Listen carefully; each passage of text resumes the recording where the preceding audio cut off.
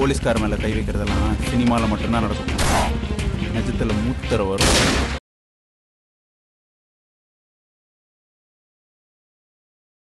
என்னுடைய கூட்டணி மக்களோடும் தெய்வத்தோடும் தான். ஆமாங்க, இன்னைக்கு நம்ம ஒத்தலைட்டில் வந்து பார்க்க போகிற விஷயம் இந்த சொற்றொடர் சம்மந்தப்பட்டது தான். அதுக்கு முன்னாடி ஒரு சின்ன தத்துவத்தை சொல்லிட்டு இன்னைக்கு இந்த ஒத்தலைட்டை வந்து நான் தொடங்குறேன். ஒத்தலைட்டில் நான் சொல்ல போகிற தத்துவம் என்ன அப்படின்னு நீங்கள் பார்த்தீங்கன்னா, யானைக்கு எப்போவுமே அதனுடைய பலம் தெரியாது அப்படிங்கிறது தான். யானை எப்போவுமே ஒரு பலமான விலங்கு. உருவத்திலையும் சரி, அதனுடைய பலத்திலையும் சரி, அது கம்பீரமிக்கது. ஆனால் அது தன்னுடைய பலத்தை உணராது.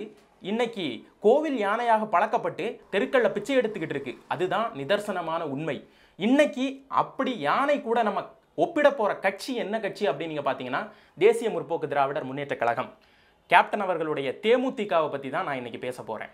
தேமுதிக கடந்த 2014 நாடாளுமன்ற தேர்தல்களில் தேமுதிக தொடர்ந்து தமிழக அரசியலில் ஒரு முக்கியத்துவம் வாய்ந்த கட்சியாக மக்களாலும் அரசியல்வாதிகளாலும் கருதப்படுற ஒரு கட்சி. இந்த கட்சி எப்பொழுதெல்லாம் தன்னுடைய முக்கியத்துவத்தை அதிகப்படுத்தும் அப்படிங்கிறது வந்து எப்போவுமே தேர்தல் நேரங்களில் தான். அந்த மாதிரி தேர்தல் நேரங்களில் எவ்வாறெல்லாம் இந்த தேமுதிக வந்து செயல்பட்டிருக்கு அப்படிங்கிறத நம்ம இன்னைக்கு பார்க்க போகிறோம். முதலில் தேமுதிக கடந்த 2014 நாடாளுமன்ற தேர்தல். இந்த நாடாளுமன்ற தேர்தலில் தேமுதிக வந்து பாஜகவோடு இணைந்து இந்த தேர்தலை வந்து எதிர்கொண்டது. ஆனால் அந்த கூட்டணிக்குள் இணைவதற்கு எவ்வாறெல்லாம் தேமுதிக வந்து தன்னுடைய முக்கியத்துவத்தை இங்கே வந்து பதிவு செய்தது அப்படிங்கிறத வந்து பார்க்கணும். அதுக்கு முன்னாடி தேமுதிகவிற்கான முக்கியத்துவத்தை பாஜக எப்போதுமே உணர்ந்திருக்கிறது அப்படிங்கிறதும் ஒரு உண்மை. ஏன்னா பாஜக தான் வந்து தேமுதிகவை வந்து இந்த கூட்டணிக்குள் இழுத்தது. அதற்கு பல்வேறு மற்ற கட்சி தலைவர்களை எல்லாம் உபயோகித்து கொண்டதுங்கிறது தான் நாடாளுமன்ற தேர்தல், அதாவது 2014 நாடாளுமன்ற தேர்தலுடைய யுக்தி. அதன் பிறகு தேமுதிக வந்து சட்டமன்ற தேர்தலை எதிர்கொள்கிறது. சட்டமன்ற தேர்தலை எதிர்கொள்ளும் போது ஏற்கனவே அதிமுகவோடு கருத்து வேறுபாடு இருந்த காரணத்தால் திமுகவோடு வந்து கூட்டணி பேச்சுவார்த்தைகள் வந்து நடந்து கொண்டிருக்கு. அதே நேரத்தில் இந்த கூட்டணி வந்து இல்லாமல் போனால் வேறு என்ன செய்வது என்பதையும் தேமுதிக வந்து யோசிக்குது. அதே நேரம் மதிமுக போன்ற இதர கட்சிகளோடும் வந்து கூட்டணி வந்து பேசுறாங்க. இந்த கூட்டணியில, அதாவது திமுகவுடனான கூட்டணியில தேமுதிக முன்வச்ச கோரிக்கை துணை முதல்வர் பதவி. ஆனால் துணை முதல்வர் பதவி என்பது திமுகவில் ஒரு சாதாரண விஷயம் கிடையாது. அதுக்கான காரணம் எல்லாருக்கும் தெரியும். ஏனென்றால் ஸ்டாலின் அவர்கள் வந்து இருக்கிறார்கள். ஸ்டாலின் அவர்களை தவிர்த்து அங்கே வந்து தேமுதிகவிற்கு இடமளிக்க முடியாத ஒரு கட்டாயத்தில் வந்து திமுக தள்ளப்படுது. அதனால் இந்த கூட்டணி முறிகிறது. இந்த கூட்டணி முறிந்த பிறகு கேப்டன் விஜயகாந்த் அவர்கள் மக்கள் நல கூட்டணி எனும் புது கூட்டணியில் வந்து சேர்கிறார். இந்த கூட்டணியை உருவாக்குவதில் மதிமுக தலைவர் வைகோ அவர்களுடைய பங்கு வந்து பெரிய அளவில் வந்து இருக்கிறது.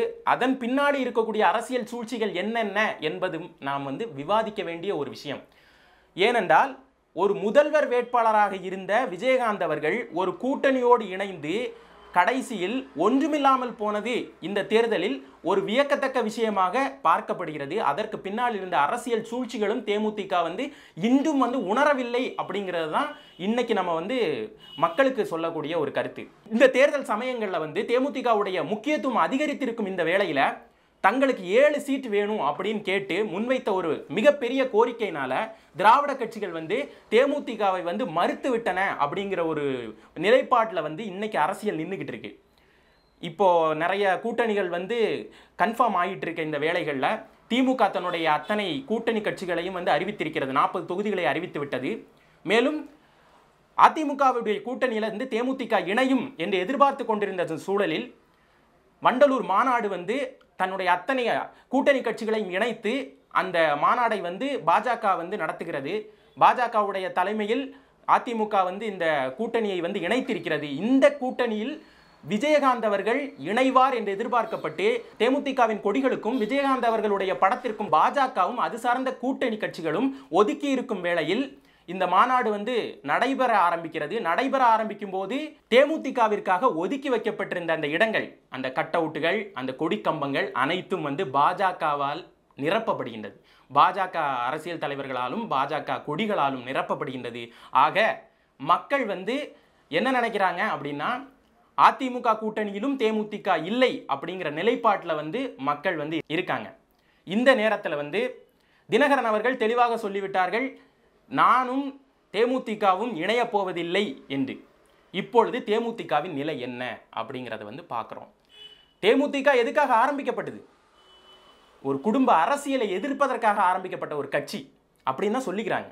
ஆனால் கடந்த தேர்தல்கள் எல்லாம் தேமுதிகவின் தலைவரான விஜயகாந்த் அவர்கள் வந்து சுறுசுறுப்பாக இருந்த காலகட்டத்தில் அவர் பேசிய பேச்சுக்கள் வாக்குகளை குவித்தன. அதற்கென ஒரு வாக்கு வங்கி இருந்தது. ஆனால் இன்று தேமுதிகவின் தலைவர் அவர்கள் எந்த பிரஸ் மீட்டும் கொடுக்கல. அவர் வந்து மக்களிடம் பேசல. இந்த நேரத்தில் ஒரு கூட்டணிக்காக தன்னுடைய மகனையும் தன்னுடைய மனைவியையும் தேமுதிகவின் தலைவர் விஜயகாந்த் அவர்கள் அரசியலில் வந்து ஈடுபடுத்துகிறார்கள். அவர்களுடைய இந்த தேர்தல் வியூகம் வந்து இன்று தோற்று போய்விட்டதோ என்று மக்களும் அரசியல் விமர்சகர்களும் ஊடகங்களும் விமர்சிக்கும் வகையில்தான் இன்று தேமுதிக ஒரு குடும்ப கட்சியாக மாறி இருக்கிறது அப்படிங்கிறதும் ஒரு நிதர்சனமான உண்மை. பொதுவாகவே இந்த கூட்டணி எல்லாம் பார்க்கும்போது தேமுதிக வந்து ஒரு கட்சி ஒரு ஆரம்பிக்கிறாங்க அப்படின்னா மக்களுடைய நலனுக்காக ஆரம்பிக்கிறாங்க அப்படிங்கிறதும் அதனுடைய தலைவருக்காக தான் ஓட்டு. ஆனால் இன்னைக்கு தேமுதிகவின் தலைவரை வந்து சைலண்ட் பண்ணிட்டு அந்த குடும்பம் வந்து அந்த கட்சியை வந்து டேக் ஓவர் பண்ணிடுச்சா அப்படிங்கிறதும் ஒரு சந்தேகம் இருக்கு. இந்த சந்தேகத்தின் பதில்களாக தான் இந்த கூட்டணியுடைய நிலவரங்கள்லாம் இன்னைக்கு தெரிய வருது.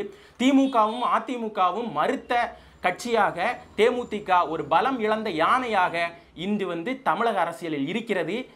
இன்னும் இருக்கும் அப்படின்னு நம்ம சொல்லலாம். ஏன்னா இந்த மாதிரி ஒரு வியூகங்கள், ஏன்னா அரசியல் அப்படிங்கிறது மக்களுக்கானது. ஆனால் ஏதோ அதாவது எனக்கு வந்து எங்கள் குடும்பத்துக்கு வந்து ஒரு ராஜ்யசபா சீட் வேணும் அப்படின்னு கேட்டதாக மக்கள் சொல்கிறாங்க, அரசியல் விமர்சகர்கள் சொல்கிறாங்க. அப்போது இந்த குடும்பத்துக்காக ஒரு கார்ப்பரேட் பிஸ்னஸ் நடத்துகிற மாதிரி, ஒரு ஃபேமிலி பிஸ்னஸ் நடத்துகிற மாதிரி இந்த அரசியலை வந்து தேமுதிக கையாள்வதால் தேமுதிக இந்த தேர்தலில் ஒரு மிகப்பெரிய சரிவை கண்டுள்ளது. கூட்டணிக்கு முன்னாடியே சரிவுனா தேர்தலுக்கு அப்புறம் தேமுதிகவின் நிலை என்னவாகும்? மக்களிடமே இந்த பதிலை விடுகிறோம். கேப்டன் விஜயகாந்த் அவர்கள் தனிச்சு நிற்கணும் அப்படின்னு நீங்க நினைச்சீங்கன்னா சப்ஸ்கிரைப் பண்ணுங்க. அவர் கூட்டணியோட நிற்கணும் அப்படின்னு நீங்க நினைச்சீங்கன்னா இந்த வீடியோவை வந்து லைக் பண்ணுங்க. அதே நேரம் விஜயகாந்த் அவர்களுக்கு நீங்க ஏதாவது சொல்லணும் அப்படின்னு நீங்க வந்து ஆசைப்பட்டீங்கன்னா கண்டிப்பா அந்த கருத்துக்களை எல்லாம் கமெண்ட் பாக்ஸ்ல கமெண்ட் பண்ணுங்கன்னு சொல்லிட்டு இன்னொரு நல்ல நிகழ்வில் சந்திக்கிறேன். நன்றி.